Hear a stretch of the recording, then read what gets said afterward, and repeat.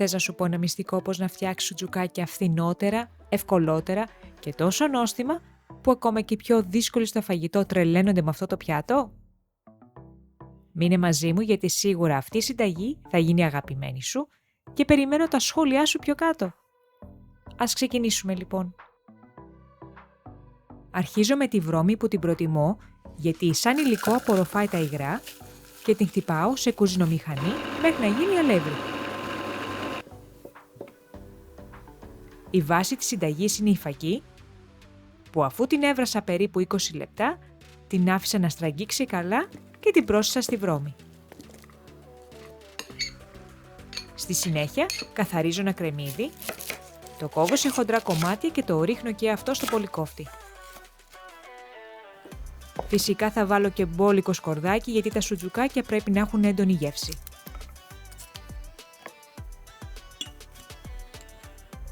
Για να δέσει ο κιμάς χρησιμοποιώ λιναρόσπορο μαζί με νερό και πελτέ ντομάτας που αντικαθιστούν τα αυγά.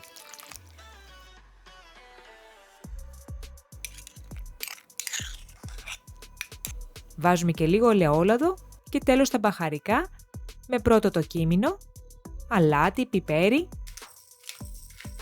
και ρίγανη.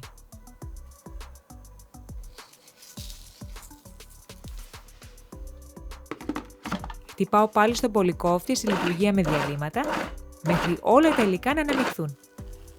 Το μείγμα μπορεί να κολλάει λίγο, αλλά αυτό να μην σε ανησυχεί.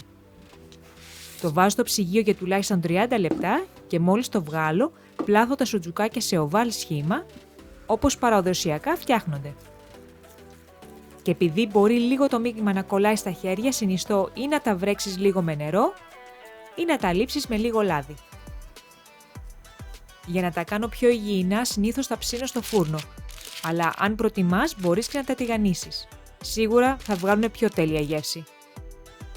Αλείφω από πάνω με το πινέλο λίγο ελαιόλαδο για να γίνουν πιο τραγανιστά και ψήνω στον αέρα στους 180 βαθμούς Κελσίου για περίπου 30 λεπτά, ενώ στη μέση του ψησίματος θα τα γυρίσω από την άλλη μεριά. Και ενώ τα σουτζουκάκια ψήνονται, εσύ κάνε εγγραφή στο κανάλι μου και δώσ' μου ένα like για να με βοηθήσει να συνεχίσω και να ετοιμάσω και τη σάλτσα. Ψιλοκόβω ένα κρεμμύδι και το ρίχνω σε μια κατσαρόλα που έχω ζεστάνει ελαιόλαδο.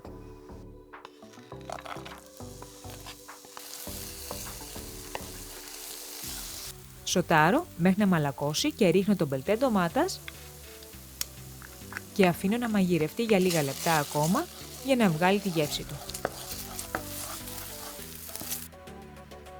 Στη συνέχεια ρίχνω τη σάλτσα ντομάτας, τη δάφνη, αλάτι και πιπέρι και κανέλα.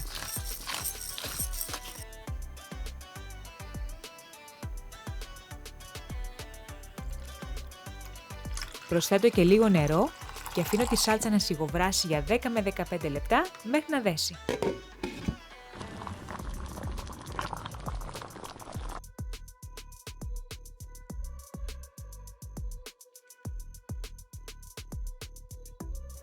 Μόλις βγάλω τα σουτζουκάκια από το φούρνο, αφήνω στην άκρη για λίγο να κρυώσουν και μετά τα ρίχνω στη ζεστή σάλτσα και ανακατεύω ώστε να καλυφθούν από την ντομάτα.